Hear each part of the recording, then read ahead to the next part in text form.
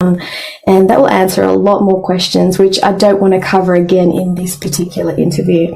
So it's info that I think will assist everyone who has questions about their origins and even further.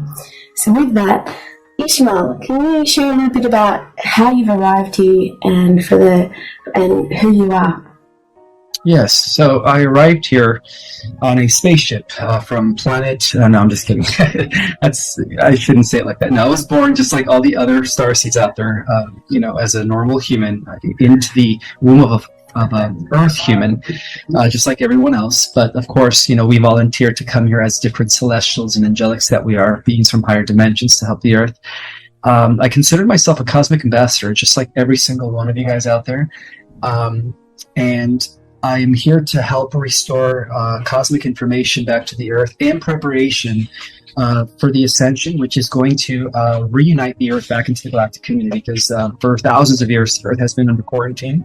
So I believe that, the reasons why we volunteered is to help her reinstate herself in the galactic community. I considered myself an awakened starseed. In other words, I felt different since I was a kid. I knew that I wasn't from here, and I knew that I wasn't the only one that wasn't from here. And I do come from a planet at the center of the galaxy known as the Great Kolob, K-O-L-O-B, which works directly with Sirius B and Lyra. But again, I didn't come on a spaceship. That was just a joke at the beginning. I was born, like all of us, we choose to incarnate in these avatars, dimensional avatars. However, there are some that are walkings that have some sort of a contract with the current person who has a soul, and then that soul leaves, and then they transfer bodies. So those are called walkings. That's another aspect of starseeds as well, that are just kind of coming into human bodies. But I was born just like the rest of everyone else, and I've been working from behind the scenes for over 25 years, getting downloads, getting a lot of information from the galactic community. I wrote my first book at the age of 27 in 2008. I published a book called The Secret Government, revealing the secret history between the White Hats and the Dark Hats, and the battle between these two brotherhoods, going back to Babylon, well, technically Atlantis. That book is no longer in print, but I am gonna I'm in the process of trying to find the file so that I can reprint it, because it's a precursor to our cosmic origin, And I've been doing massive investigation and research for 25 years while raising two kids, working from home, doing the research, and writing our cosmic origin, which was recently published a year ago. So this is the year anniversary for our cosmic origin, by the way. Congratulations. You may find yourself having to buy some of the copies that are available that people I saw the price has gone up incredibly just to be able to get your own book. So are you going to reprint it? I am. Yes. In about a month or two, I'm going to be republishing. Well, I guess I'm just going to do a second edition of The Secret Government, which is going to give people a thorough explanation of the history, the secret war between the Luciferian Brotherhood behind, the Dark Hats, and the Melchizedek Brotherhood behind the White Hats, and how it's associated to, the last battle that is now taking place between the White Hats and the Dark Hats, in victory of the light, of course. Incredible. I appreciate that condensed history. It just feels like all of the information that's out there, it can be quite overwhelming to try to piece it all together. And I found that through listening to you and what you've been sharing is things are starting to drop, things are starting to gel, and I've had to really digest it slowly because there's just so much and it's so specific. When you say that you've been researching, do you download, intuit the information? Is it through dream state? Is it through meditation? And then dive into backing that up and researching what you've downloaded? Or how else do you get your information? Exactly like that. First, I get the downloads, and then I do the research to see if there's any, validation or substance to those downloads. And lo and behold, there always is. I had to research some ancient manuscripts, also some highly classified information to arrive at the conclusion that, we are in the middle of a cosmic war, with not only the Draco, but AI at the highest levels. And so that's what prompted my inspiration and motivation to bring this information to as many people as possible, in preparation for the last coming war against artificial intelligence, which we have already won. Of course, the future and the past are all existing simultaneously. It's just that from a lower dimension, we see things as linear, but it's really just all happening at the same time. And so it's just a matter of seeing that played out here in the hub, what I call the hub. We're at the center of everything right now. So, it's a combination of both intuitive downloads as well as massive amounts of research and investigation. Is it possible, and I was considering this, is it possible that we're having this slower, we're just going through the motions right now, even you and I, in this conversation, for the benefit of ourselves and the lower realms, the 3D and in those spaces, yet actually, if we've already experienced this in the 5D, if we're already at another level, if we're having this conversation at a 5D level, how would that sound like? It would sound like everyday talk, like what's the third dimensional people talk about. That's what it would sound like, because these are conversations that exist in fourth, fifth, and sixth levels of reality, or sixth densities, where civilizations speak freely about deep matters like this. This is what would be considered your norm in a fifth dimensional society, talking about dimensions, time travel, quantum field, all that stuff.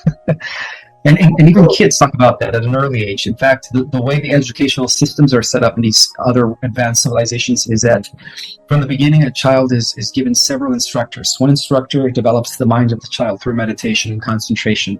It allows the child to master its mind. The other instructor develops the physical agility of the child through martial arts, through exercise and different things like that.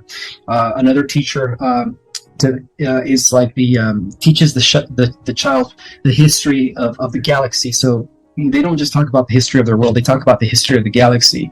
They talk about science. We have another instructor who is the scientific instructor. So every child is assigned about 5 different mentors, and each mentor specializes in one of many fields.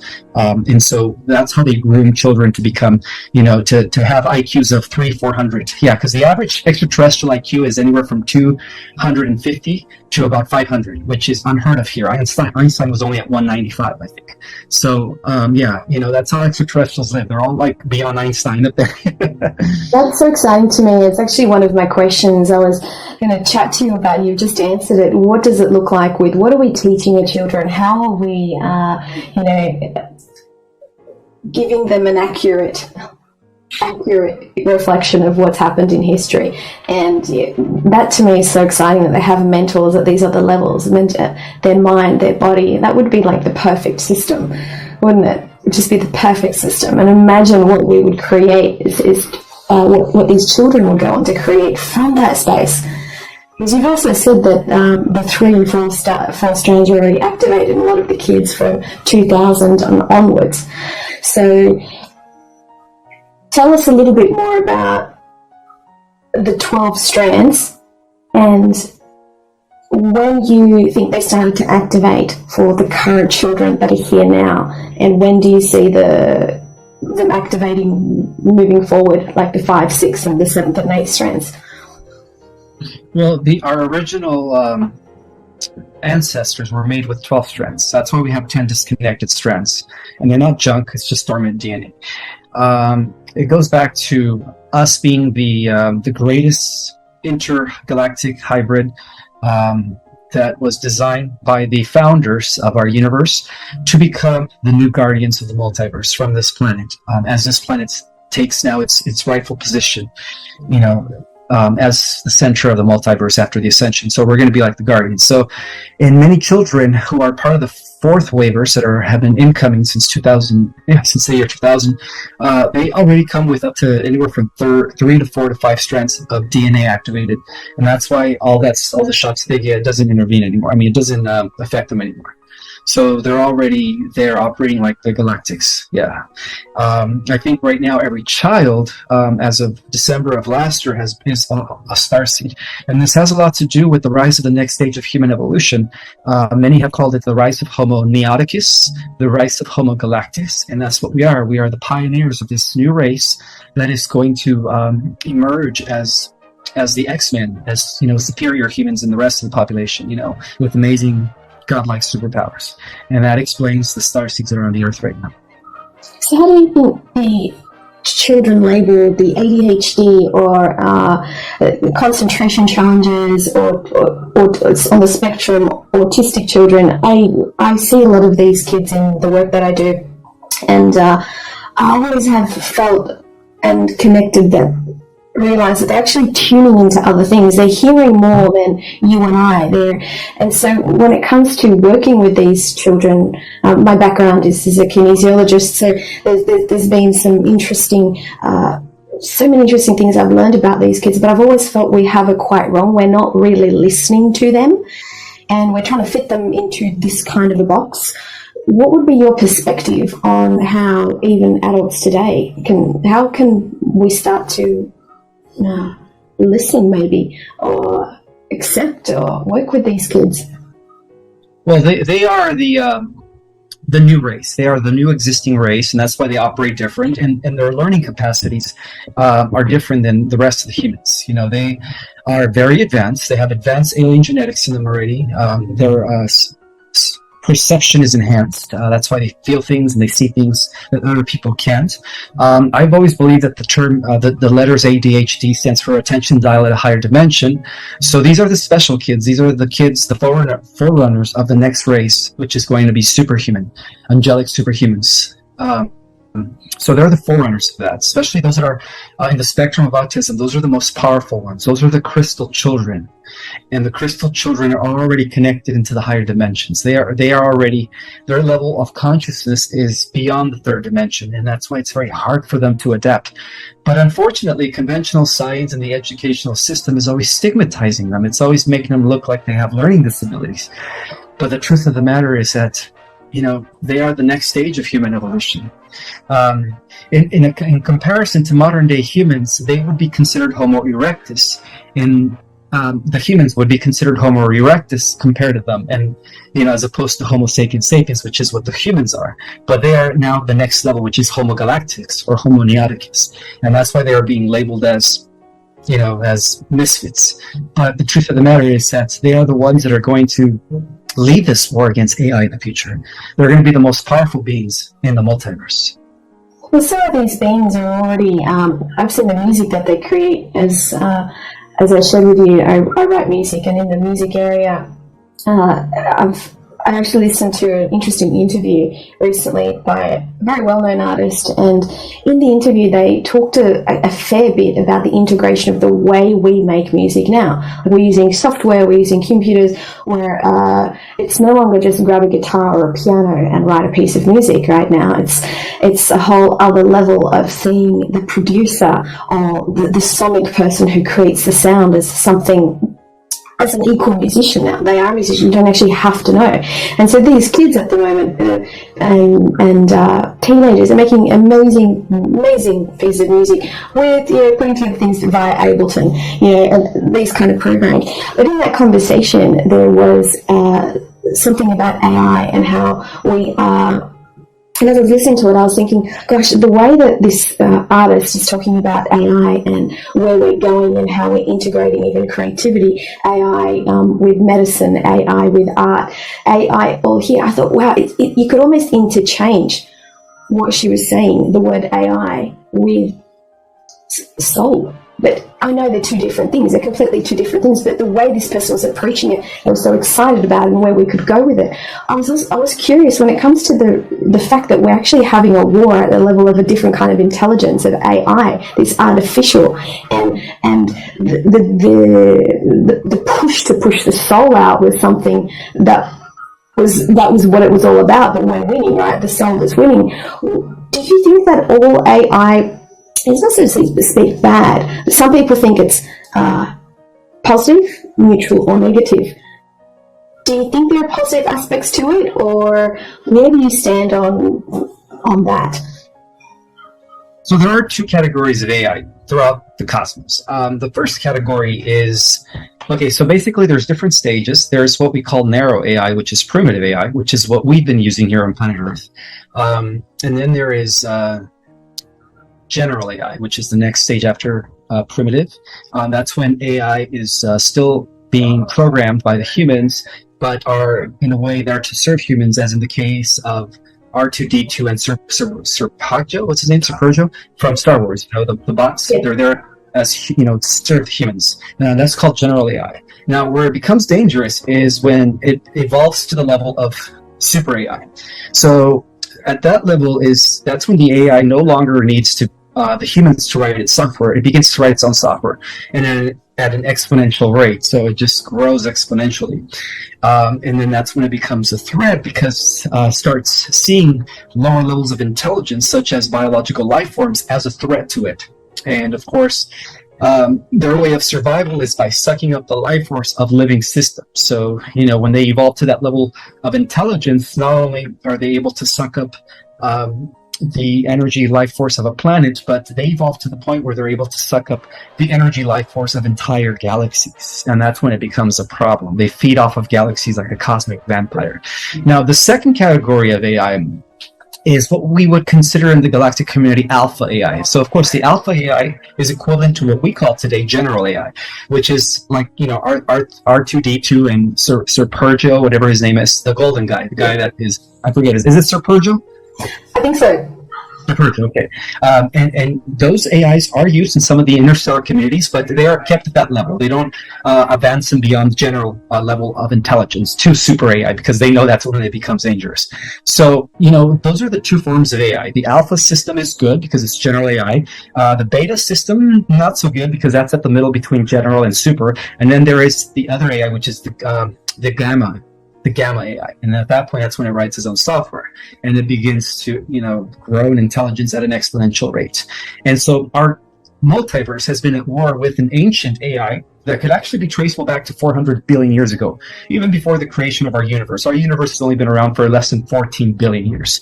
So if you go back to 400 billion years ago, that AI was actually, that originated in another prior creation that was known as the 11th creation. And from that point, it was able to assimilate all life forms. And then it, of course, took over that entire creation, and that became known as the Old Empire. So all the evil we're fighting here in our universe was transferred over from the Old Empire, or the old universes, that, you know, that was contaminated by this ancient alien AI. So those are the different levels of AI. But yeah, overall, they do fall under two categories. You have the alpha system, and then you have the gamma system. The gamma system is the dangerous ones. The alpha systems are there as human, I don't want to use the word servers, but in a way, yes, they're there just to serve. They're there just to take orders and do things for, you know, the different civilizations that exist out there. Oh, that's so good to clarify that.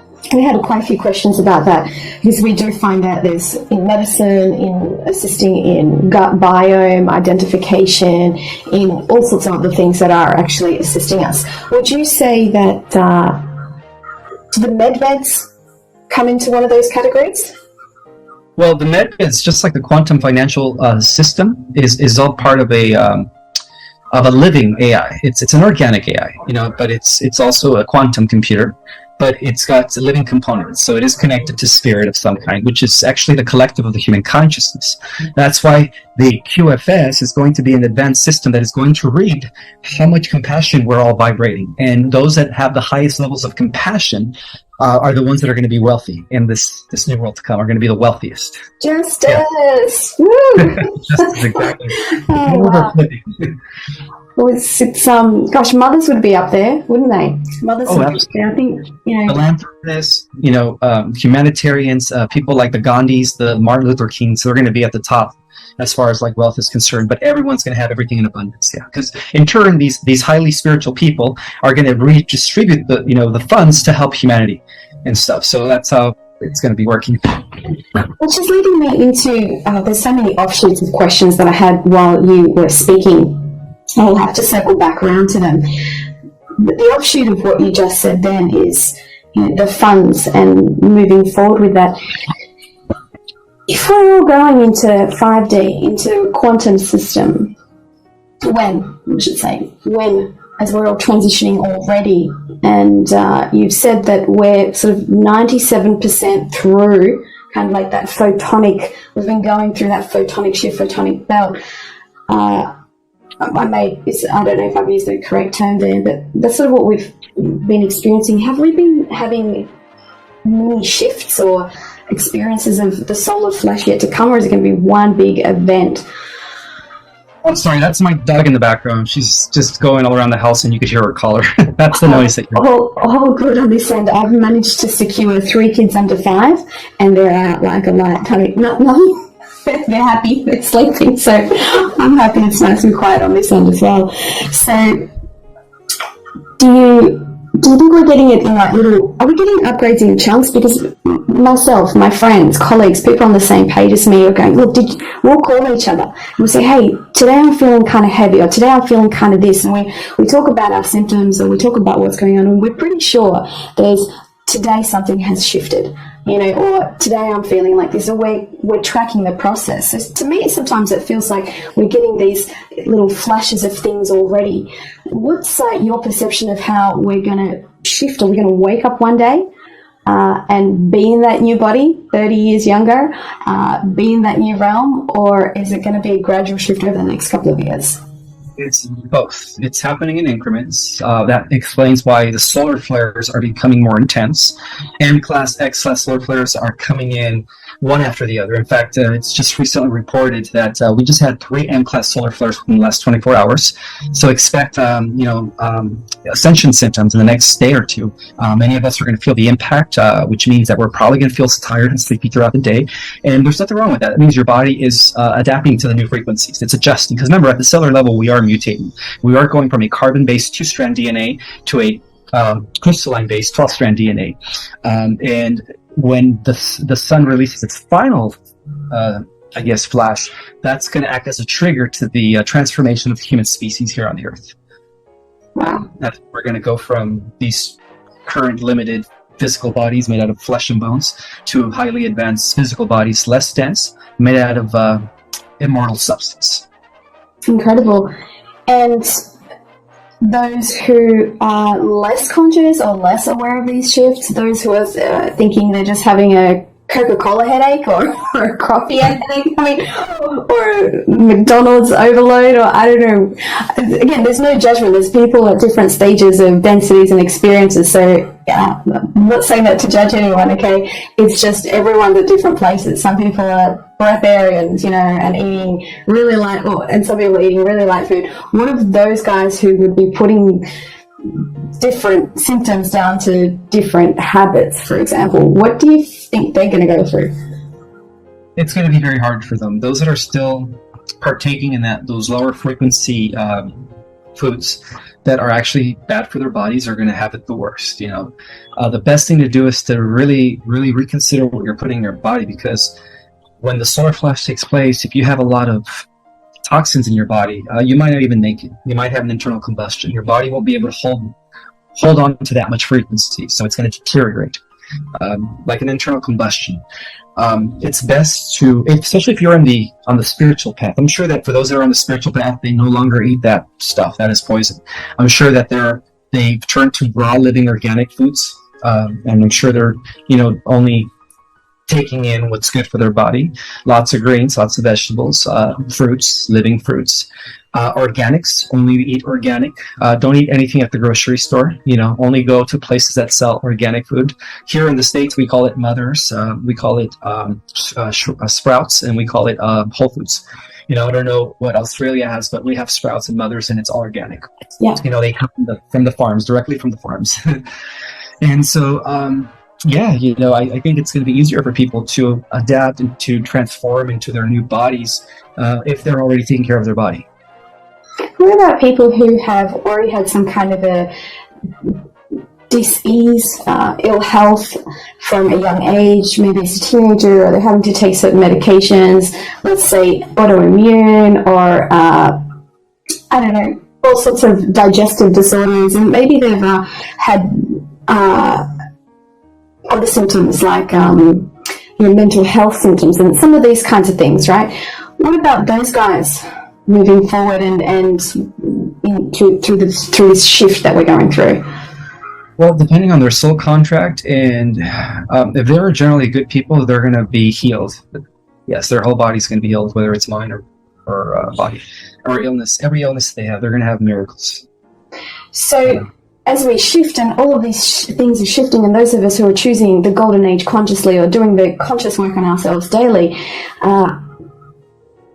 will the conversation we're having right now and even the funds that we get access to be able to assist mankind in shifting and in funding all the projects, the medbeds, won't that all be redundant when we shift to that next level? Well, yes, but this is the thing. There's going to be different levels of upgrades and exaltation. Not everyone's going to the same level. The medbeds in the advanced healing modalities are going to be only used within the fourth dimensional Earth.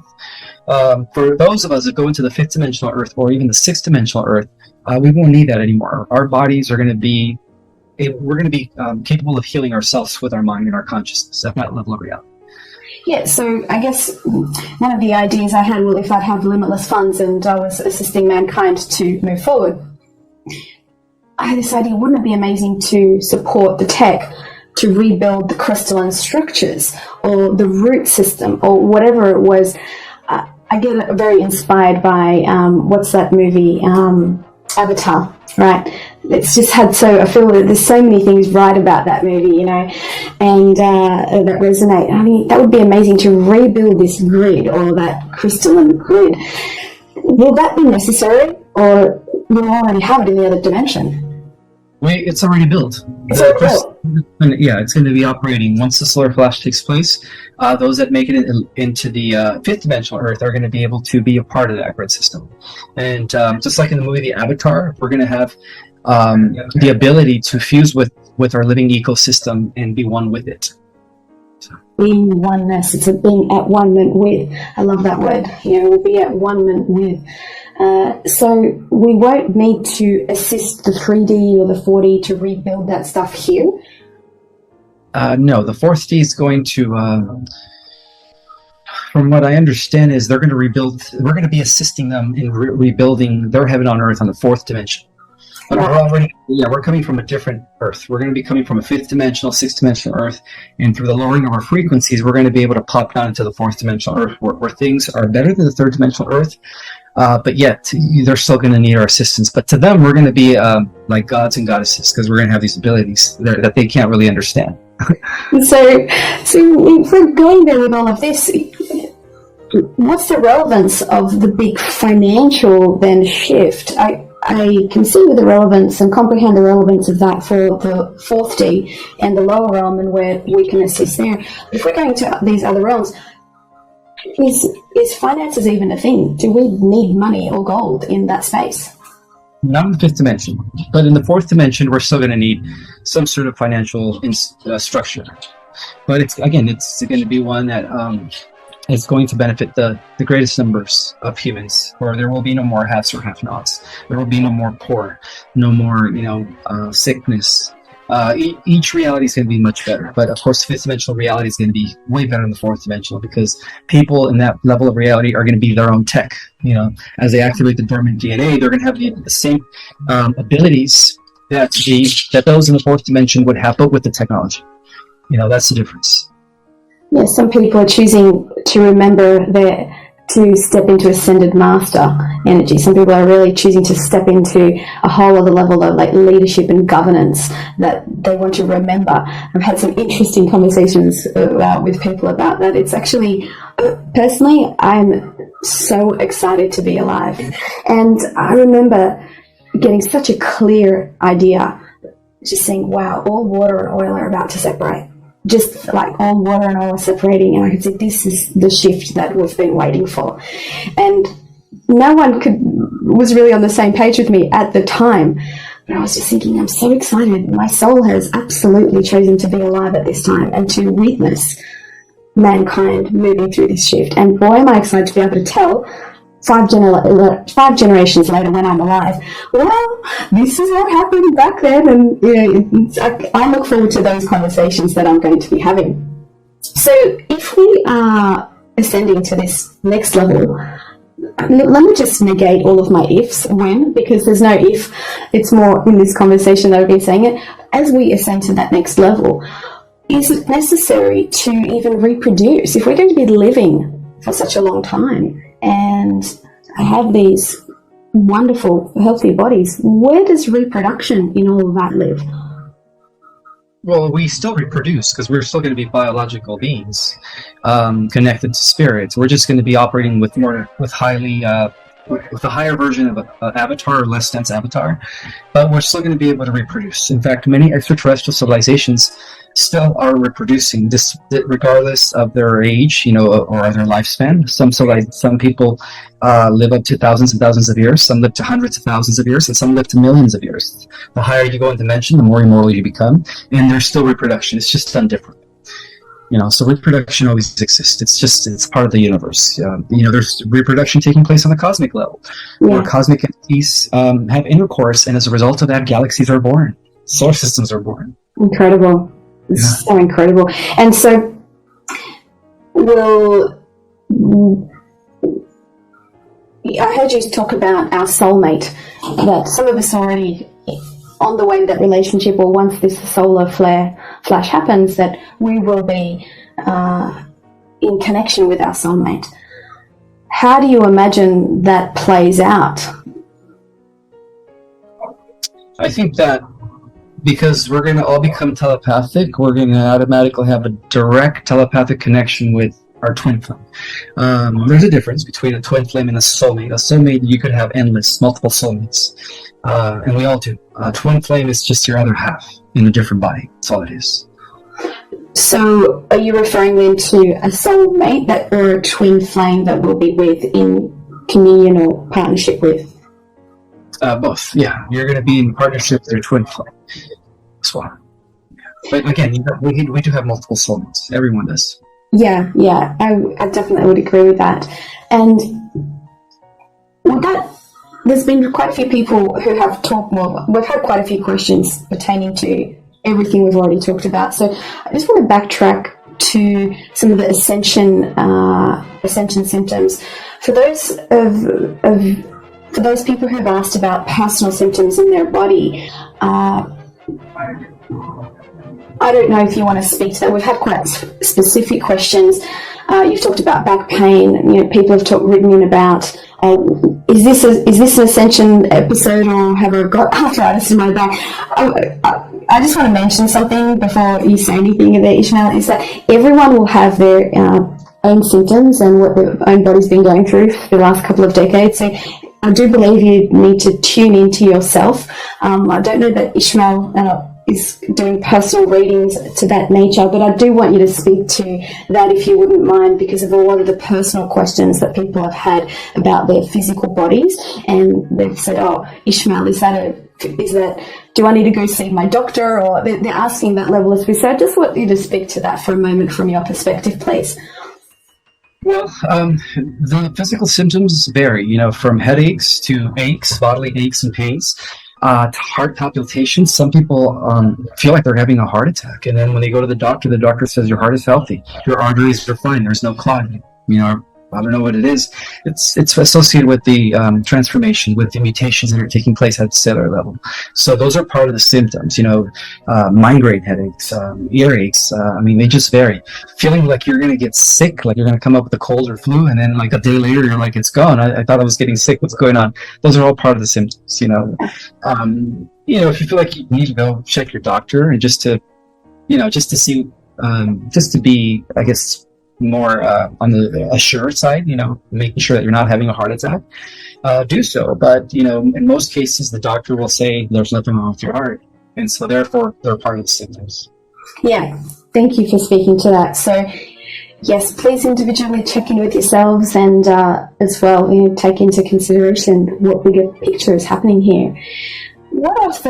There's so many children around me that have been really sick. Is it the are they the Starseed children? Like, why are they all getting so sick right now? What's happening on that level? Like, I'm talking not just constant flus, little kids, but just taking on so much ill health. They're dipping in and out of it. But so many kids around me. Do you have any ideas about that? No, I've never heard of that. I thought kids had a very good immune system. This is the first time I'm hearing about it. Is it happening in Australia or worldwide? What we're seeing at the moment is I don't know if it's just like the flu or what it is, but they're constantly, like, they're really healthy kids. So many of them is constant, and we're not just talking about childhood things that happen at school and daycare centres and so on and so forth, but it just seems like it's like relentless and constantly getting through something, then again, and it's quite a few groups of kids around me going through that. So that was one of the questions that came up from one of the mums. No, I have no clue as to why that's happening. It could be associated with ascension symptoms. It could be. I mean, I tend to muscle test everything. I tune in and muscle test a bunch of stuff. So, I mean, I can muscle test on that. And if I muscle test on that, and I'm muscle testing right now, just to, do you know what muscle testing is? No, I don't. Oh, okay. So, muscle testing. My background, 25 years as a kinesiologist, muscle testing is a form of verifying what's on the subconscious level, what's happening. So it's a biofeedback mechanism. So in classic kinesiology, you can be touching a point on the body and testing a muscle and seeing what the response to that is. The body will respond in either a locking mechanism or an unlocking mechanism. So either the body has integrity or doesn't in that challenge. And what we can challenge is foods, emotions, beliefs. So it's quite interesting muscle testing a collective or a group and seeing where the consciousness could be at or at what, so much stuff. So muscle testing is quite a powerful non-verbal way of getting biofeedback from the body, and it's just fascinating. So if you yourself had any questions, I was like, could you muscle test what's going on here? With your permission, I can always do that, So with the person's permission, you can basically go in and test anything anywhere. And since we've had to change the way we do business, it's so powerful to do it online, and you don't have to be there in person.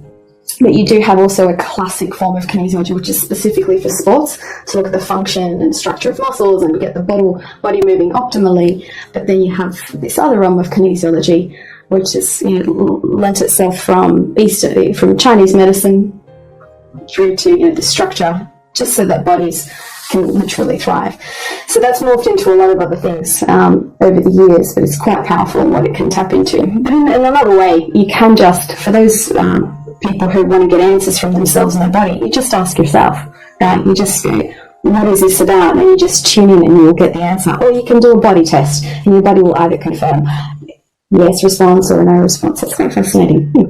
So I think that I just tested now for the kids. It's an ascension. They're ascension symptoms. Oh, there we go. Well, I just learned something new. Thank you for teaching me about that. I didn't know that. You're more than welcome. And look, it's fascinating stuff. It's a way of listening to the body. You start to just listen into it. And what I did over the years was really bring sound and music into it in the last decade. And that's kind of gone the next level in working with frequency, bioresonance, and frequency devices. I've kind of really nerded and geeked out with all my frequency devices and brought music and sound into that. So it's been a fascinating journey, which brings me to this question. Tesla said, pay attention to the 369.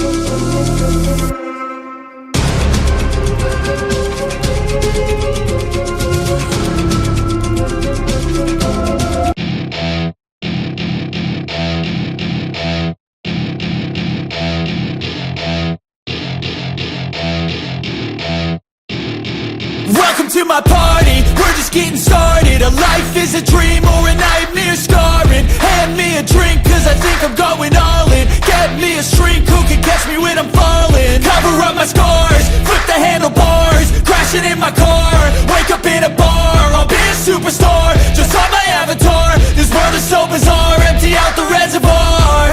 Yeah, I'm taking 6 shots, yeah, straight to the face. And I wanna get lost, I'm sick of this place. Don't know how to stop when I'm feeling this way. So I'm taking 6 shots till I'm feeling okay.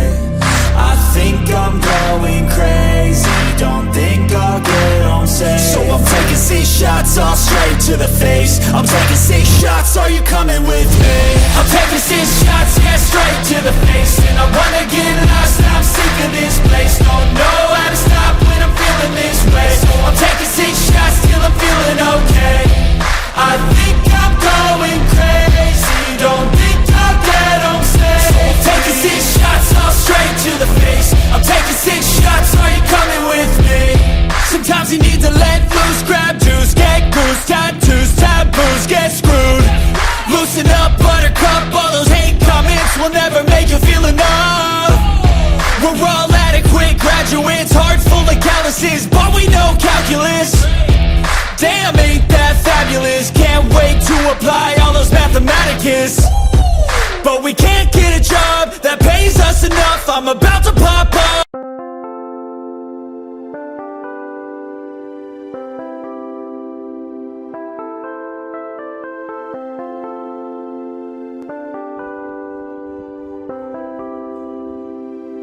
Chẳng được quên khi cơn mưa đêm lại về.